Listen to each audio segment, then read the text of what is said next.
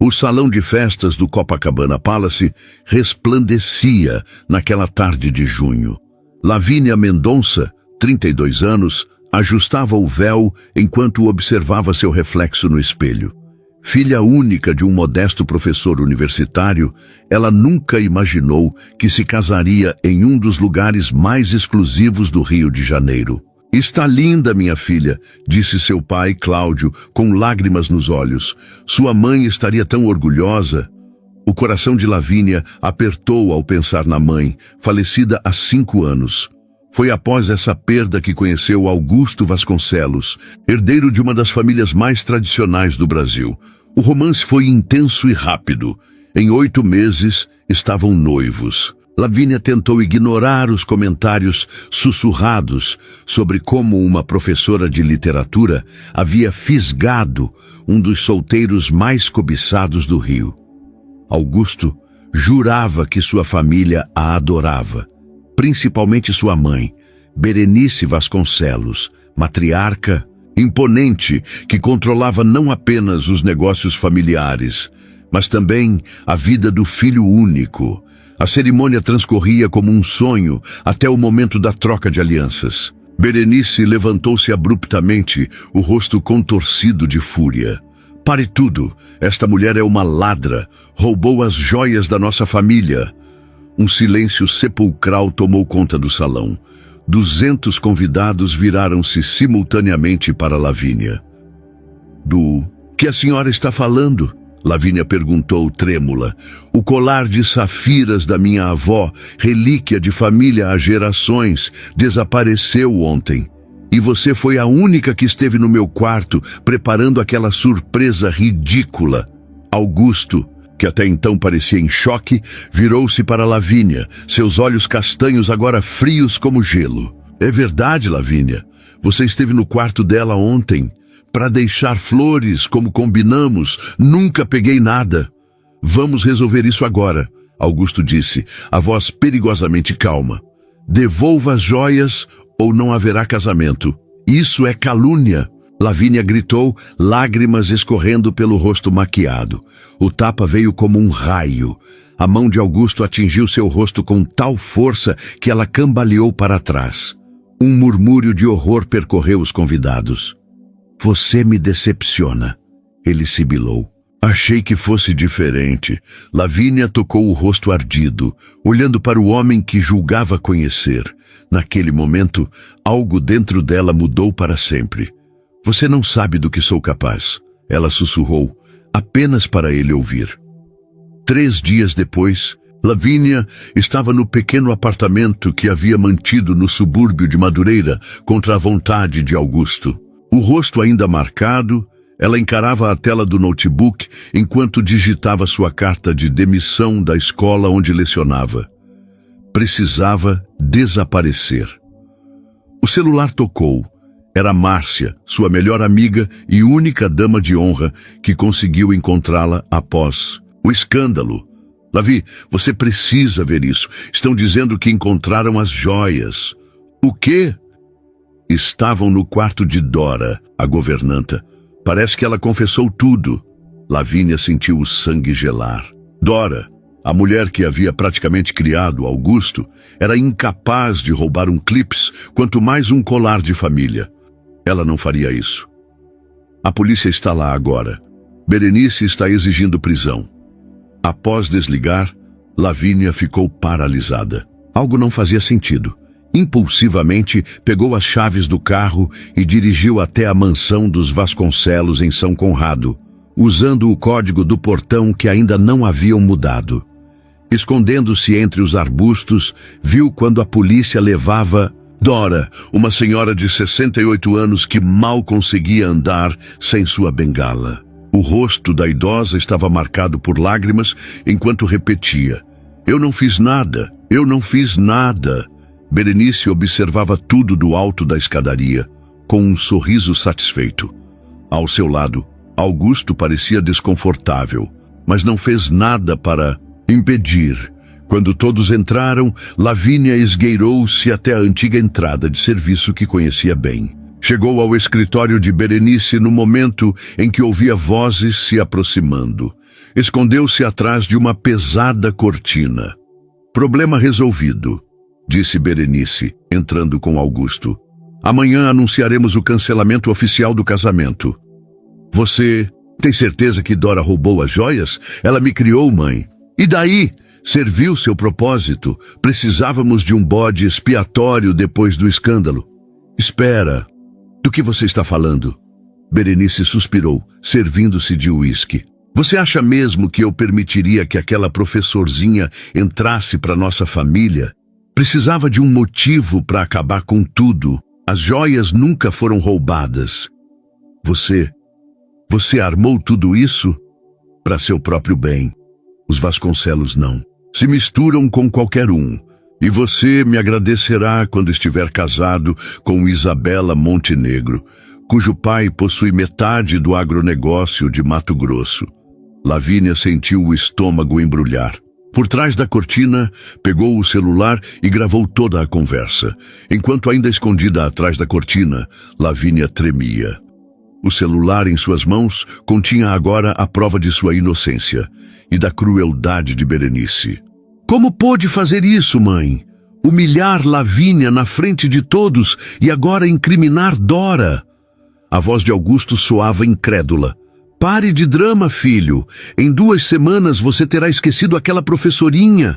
Os Vasconcelos precisam de alianças estratégicas, não de romances de novela.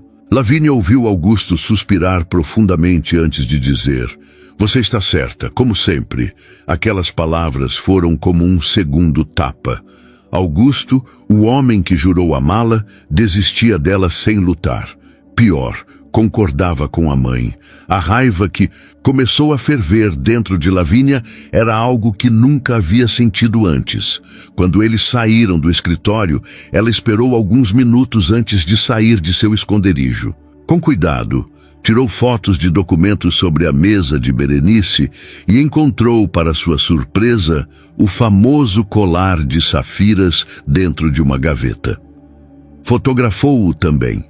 Naquela mesma noite, Lavínia procurou Rafael Teixeira, jornalista investigativo de um portal de notícias respeitado e ex-colega de faculdade. Mostrou-lhe as gravações e as fotos. Isso é dinamite pura, Lavi, disse Rafael após ouvir toda a história. A família Vasconcelos tem inimigos poderosos que adorariam ver seu império desmoronar. Não quero destruir o império deles. Só quero limpar meu nome e ajudar Dora. E quanto a Augusto, ele te agrediu publicamente. Lavínia tocou o rosto. A marca do tapa já desaparecida, mas a humilhação ainda queimando em seu peito. Augusto terá o que merece, mas do meu jeito e no meu tempo. Na manhã seguinte, as notícias explodiam em todos os portais. Herdeira dos Vasconcelos forja roubo para impedir casamento do filho. A gravação, editada para proteger a identidade de quem a fez, viralizou. O vídeo do tapa no casamento, que alguém havia gravado com celular, ressurgiu como prova da violência de Augusto. Dora foi liberada imediatamente. As ações das empresas Vasconcelos despencaram na bolsa. Berenice tentou contato desesperadamente com Lavínia. Primeiro com ameaças, depois com ofertas de dinheiro. Todas as mensagens foram encaminhadas diretamente para Rafael, que as publicou. O que Berenice não sabia é que Lavínia havia encontrado algo muito mais valioso que um colar entre os documentos fotografados, evidências de sonegação fiscal e subornos a fiscais ambientais. 6 meses depois, Lavínia estava irreconhecível. O cabelo, antes longo e castanho, agora era curto e ruivo. Havia emagrecido, não por tristeza, mas pelos treinos intensos de Muay Thai que começou como terapia. A professora tímida dera lugar a uma mulher determinada que agora cursava direito. Viu as notícias? Perguntou Márcia, mostrando-lhe o tablet durante o almoço num restaurante discreto em Botafogo. A manchete anunciava: Ministério Público abre inquérito contra Grupo Vasconcelos por crimes ambientais e fiscais. A foto mostrava Berenice saindo do tribunal, envelhecida e abatida, Parece que o karma está trabalhando, comentou Lavínia calmamente, mordendo uma azeitona. E Augusto? Soube que ele rompeu o noivado com a tal da Montenegro. Não me interessa, respondeu Lavínia, mas seus olhos traíam curiosidade. Naquela tarde, ao sair da faculdade, encontrou Augusto esperando no estacionamento, encostado em seu carro importado. Como me encontrou? Perguntou ela friamente. Não, foi difícil. Você sempre quis ser advogada.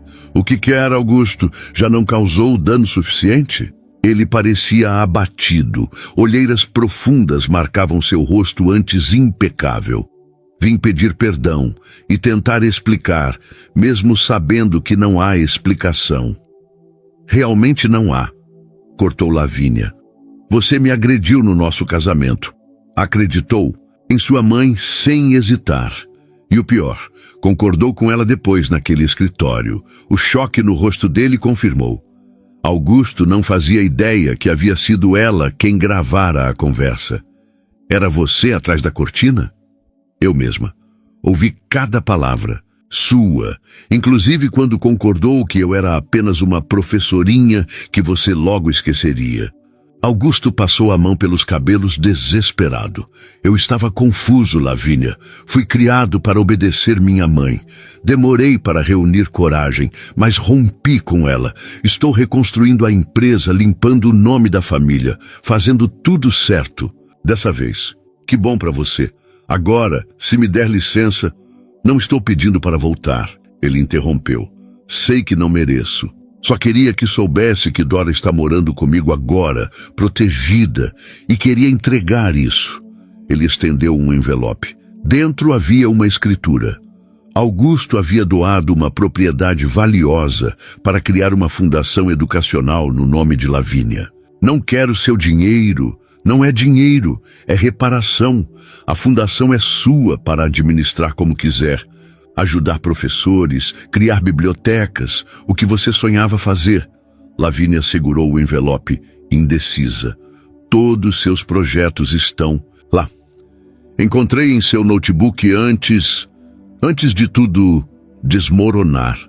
Ela sentiu lágrimas nos olhos, não de tristeza, mas de uma estranha sensação de fechamento de ciclo. Aceito a fundação, não por você, mas pelo bem que pode fazer. Augusto assentiu, olhos marejados. Quando ele se virou para ir embora, Lavínia acrescentou: E Augusto, espero que aprenda a ser seu próprio homem. 2 anos se passaram desde o confronto no estacionamento. A Fundação Mendonça de Educação prosperava sob a direção de Lavínia, que havia se formado em direito com honras e agora dividia seu tempo entre a advocacia para professores de escolas públicas e a administração dos projetos educacionais. Numa tarde chuvosa de setembro, enquanto organizava documentos em seu escritório no centro do Rio, sua assistente anunciou uma visita inesperada. Senhora Vasconcelos pedindo para vê-la. O coração de Lavínia acelerou, pensando em Berenice, mas quando a porta se abriu, era Dora quem entrava, amparada por uma bengala estilizada. Dora! Lavínia correu para abraçá-la. Que surpresa! Maravilhosa! Minha menina! A idosa disse com voz embargada. Precisava ver como está. Sentadas com chá e biscoitos, Dora revelou o verdadeiro motivo de sua visita.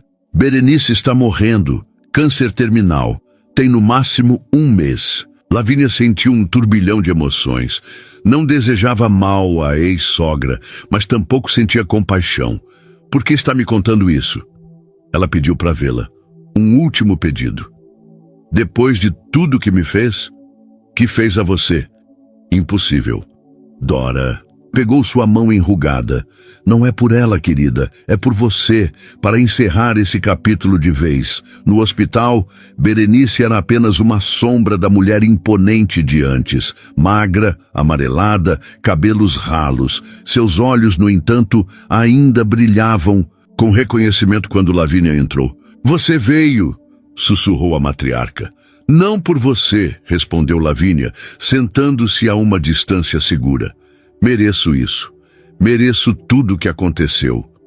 Berenice fez uma pausa para respirar com dificuldade. Arruinei a vida do meu filho e a sua.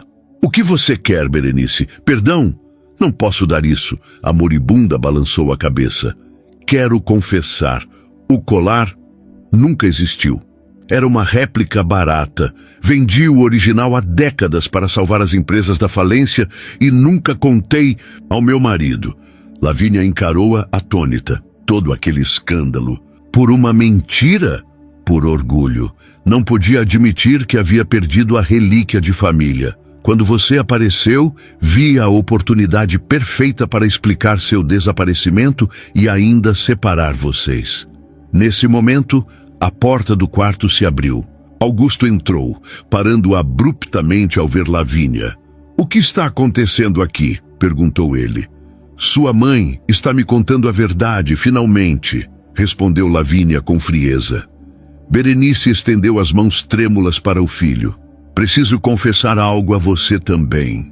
Seu pai nunca morreu naquele acidente. Nós nos separamos. Ele vive no interior do Paraná há 20 anos. Tem outra família." Augusto cambaleou como se tivesse recebido um golpe físico. "Mais mentiras? Fiz luto por alguém que está vivo. Ele quis te levar. Eu não podia permitir. Você era meu único herdeiro." Lavínia observou a dor no rosto de Augusto, uma dor que conhecia bem, a de descobrir que sua vida inteira fora construída sobre mentiras. "Por que agora?" ele perguntou, a voz rouca. "Porque estou morrendo e quero ao menos uma coisa verdadeira antes de ir." O enterro de Berenice Vasconcelos foi discreto, apenas uma semana depois. Lavínia decidiu comparecer, não por respeito à falecida, mas como testemunha do encerramento daquele capítulo doloroso. Observou de longe enquanto Augusto, sóbrio num terno preto, recebia condolências mecânicas de pessoas que, ela sabia, já estavam calculando como se beneficiar da nova configuração de poder. O Império Vasconcelos, embora abalado pelos escândalos, ainda era uma força considerável no mercado. "Obrigado por vir", disse Augusto, aproximando-se dela após a cerimônia. "Não vim por ela", respondeu Lavínia. "Vim para ter certeza que essa história acabou." Ele assentiu, olhos vermelhos de quem não dormia há dias. "Encontrei meu pai. Ele tem 2 filhos, meus meio-irmãos. Como se sente sobre isso?" Perdido, furioso, aliviado, tudo ao mesmo tempo. Um silêncio desconfortável pairou entre eles, preenchido por memórias do que poderiam ter sido. "A fundação está indo bem", Lavínia comentou finalmente. "Abrimos 3 bibliotecas comunitárias no último semestre." Um leve sorriso apareceu no rosto cansado de Augusto. "Vi a reportagem. Estou orgulhoso do que você construiu. Construí das cinzas que vocês deixaram. Não se esqueça disso." Ele baixou os olhos. "Nunca esquecerei. O que fiz com você naquele altar é meu maior arrependimento." Lavínia respirou fundo. O tapa doeu, mas sua falta de confiança destruiu tudo. Nesse momento, um homem de meia idade se aproximou, a versão mais velha de Augusto. "Filho, precisamos ir." Lavínia reconheceu imediatamente o pai de Augusto, que agora a olhava com curiosidade. "Você deve ser Lavínia. Meu filho me contou tudo. Senhor Vasconcelos, é surpreendente conhecê-lo." "Eduardo, por favor, não uso mais esse sobrenome. Sou Eduardo Monteiro agora." Houve uma despedida breve e constrangedora. Quando Lavínia virou-se para ir embora, Augusto chamou-a uma última vez. "Depois que organizarmos o espólio, pretendo vender tudo e recomeçar longe daqui, talvez no exterior." "Boa sorte", respondeu ela sinceramente. "Você nunca mais pensou?" Ele hesitou. "Em nós?" Lavínia olhou diretamente nos olhos que um dia amou tanto. "Não existe mais nós, Augusto. Existem apenas as lições que tiramos daquele desastre." Semanas depois, Lavínia recebeu uma notificação. Augusto havia transferido todas suas ações remanescentes nas empresas Vasconcelos para a Fundação Mendonça com uma única condição: que ela usasse os recursos para criar um programa de proteção a vítimas de violência doméstica. 5 anos depois, uma Lavínia renovada subia ao palco para receber o Prêmio Nacional de Direitos Humanos. Aos 39 anos, ela havia transformado a dor em propósito. A Fundação Mendonça agora mantinha uma rede de abrigos para mulheres em situação de violência e um programa de reinserção no mercado de trabalho que se tornara modelo nacional. Dedicamos este prêmio a todas as mulheres que tiveram coragem de recomeçar, disse ela ao microfone, aplaudida de pé pela plateia que incluía autoridades, ex-alunas e ativistas. Após a cerimônia, enquanto comemorava com sua equipe em um restaurante elegante, Márcia, agora diretora executiva da fundação, entregou-lhe um envelope. Chegou hoje, de Lisboa. Dentro, havia um recorte de jornal sobre uma pequena vinícola portuguesa que ganhara um prêmio de sustentabilidade. Na foto, um Augusto mais velho e sereno ao lado de sua esposa portuguesa e 2 crianças pequenas. Um bilhete acompanhava o recorte. Finalmente aprendi a ser meu próprio homem. Obrigado por essa lição, entre tantas outras. Espero que tenha encontrado a paz que merece.